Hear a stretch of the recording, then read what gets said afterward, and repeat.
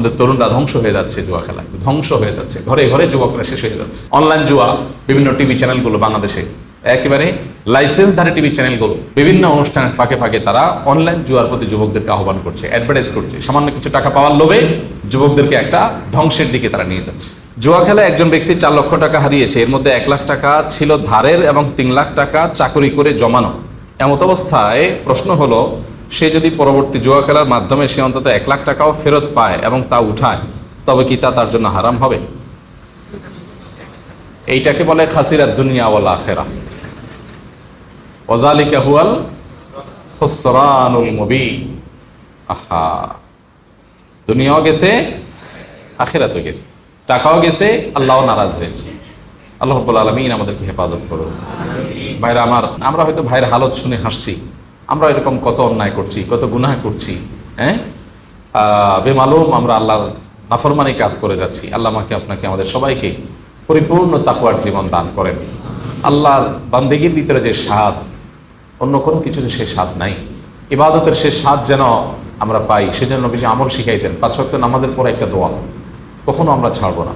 আল্লাহুম্মা আইন্নি আলা যিকরিকা ওয়া শুকরিকা ওয়া হুসনি ইবাদাতিক। মাশাআল্লাহ, আপনারা সবাই জানেন আল্লাহুম্মা আইন্নি আলা যিকরিকা ওয়া শুকরিকা ওয়া হুসনি ইবাদাতিক। আল্লাহ, আপনার জিকির, আপনার শুকর এবং আপনাকে সুন্দর করে ইবাদত করতে আপনি আমাকে সাহায্য করেন, আমি যেন পারি, আপনি আমাকে সাহায্য করেন।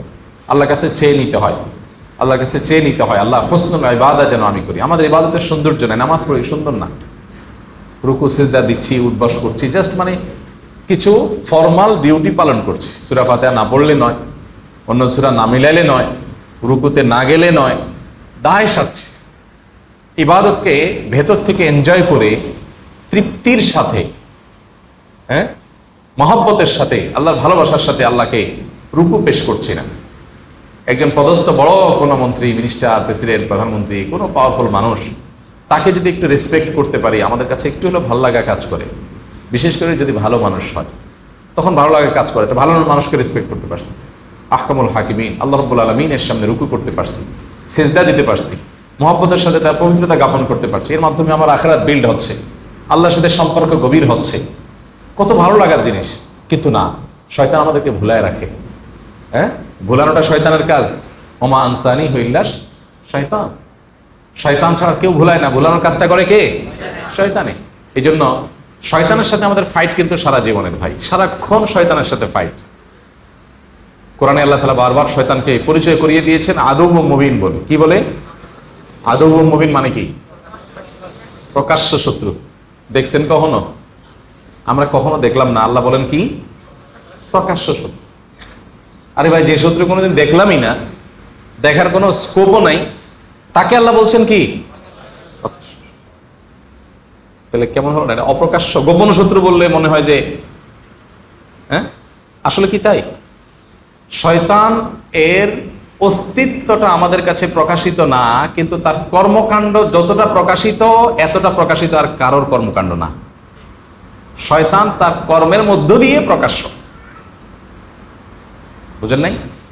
অনেক লোক আছে, ধরেন একজন কেউ ভেতর থেকে ঢেল মারে, ভেতর থেকে কেউ একজন, আপনি বাইরে আছেন, আপনার ঢেল মারতেছে, একের পর এক মারতেছে মারতেছে মারতেছে। তো এখানে সে নিজেকে গোপন রাখছে, কিন্তু তার শয়তানিটা কি নাই?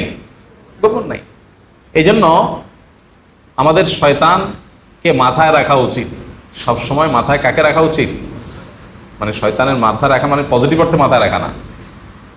মাথা রাখা মানে শয়তানের কথা চিন্তায় থাকা উচিত যে ইবলিস কিন্তু বসে নেই, ইবলিস কিন্তু বসে নেই।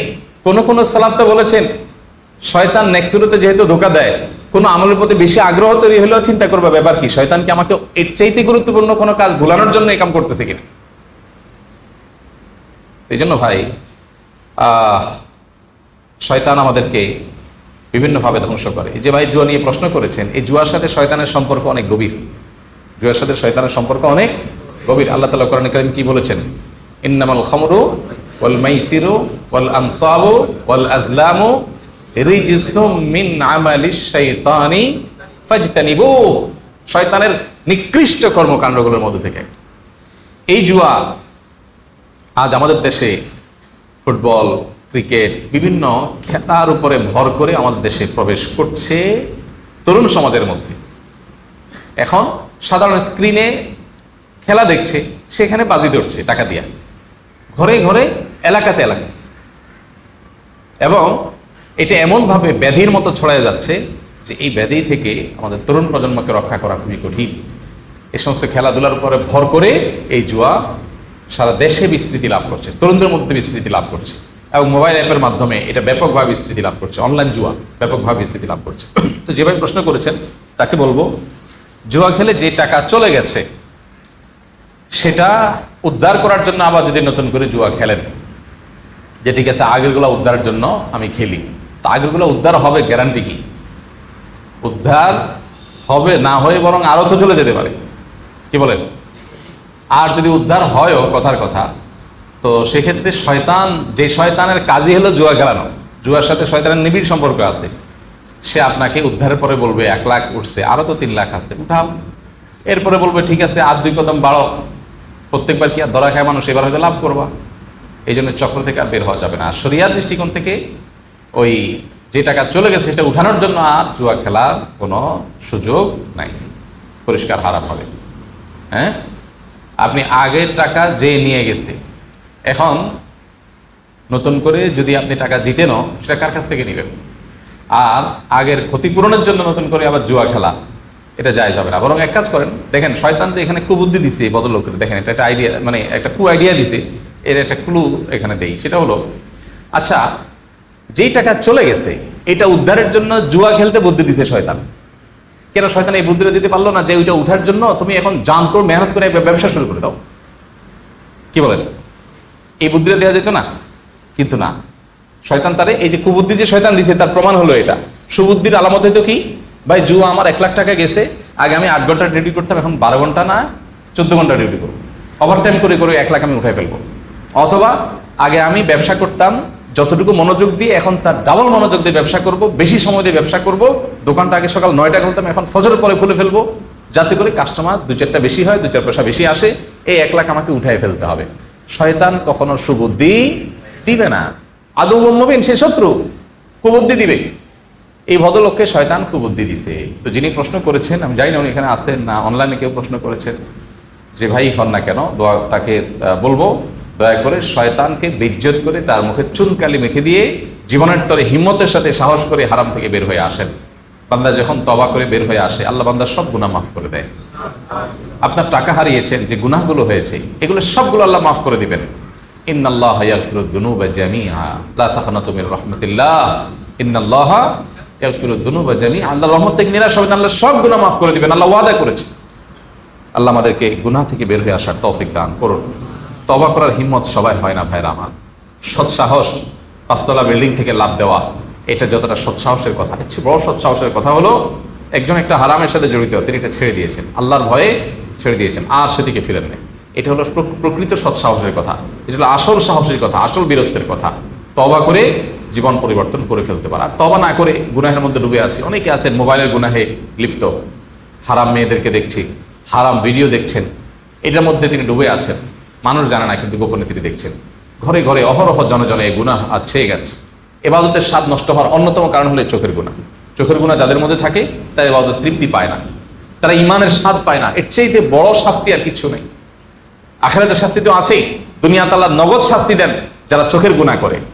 ফিল্মের ক্লিপ দেখেন, মিউজিক দেখেন, মিউজিক শুনেন, মিউজিকের ক্লিপ দেখেন, হারাম ভিডিও ছবি দেখে দেখে মজা নেন, অফলাইনে কিংবা অনলাইনে।